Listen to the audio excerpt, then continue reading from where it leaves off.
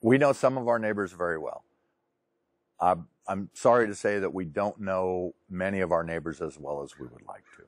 And I think that is kind of a sign of the times, not just in Laguna Woods, but in any neighborhood where people have very busy lives.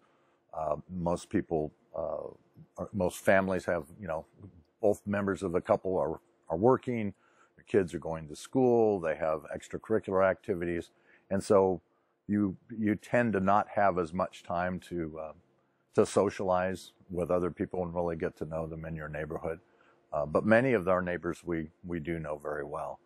I think that's one thing that we need to work at a little bit more, to get to know more of our neighbors on a deeper basis than we do now. When the opportunities are there, the neighbors we all get along really well. For example, on July 4th, if we go out with the kids who are younger, we go out and shoot off fireworks together, and we get close that way too. We get to know the neighbors more closely that way. No bottle rockets. No bottle. We don't do bottle. No. But I think a lot of it has to do with the fact we're in our backyard more than we are out front. It used to be that you'd be out front playing around with the kids and doing things, but we tend to be more in our backyard, so you don't tend to be with your neighbors as much, I think.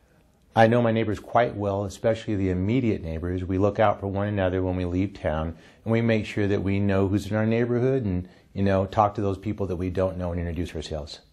I know my neighbors very well. I don't think there's a house on the block I don't own a key to. There's not a dog on the block or a cat on the block or even fish on the block that I don't have a personal relationship with. When my neighbors go on vacation, Jackie gets to watch everything. She watches the house, she watches the dogs, she watches the cat, she watches the fish, she waters the plants. I actually know my neighbors very, very well. We've van pool to school. I drop the kids off, they pick up. We have, neighborhood meetings. We have neighborhood yard sale all together. We have each other's email addresses and phone numbers. And we're actually a very close community. And so a lot of times we have group functions together. Safety, I think Elk Grove, for the last 13 years I've been here, it's been very safe. I feel very comfortable leaving my kids in the park and I'm sitting somewhere reading a book. I don't have to follow with them. If I go shopping, I don't have to be worried, and I feel very, very safe here.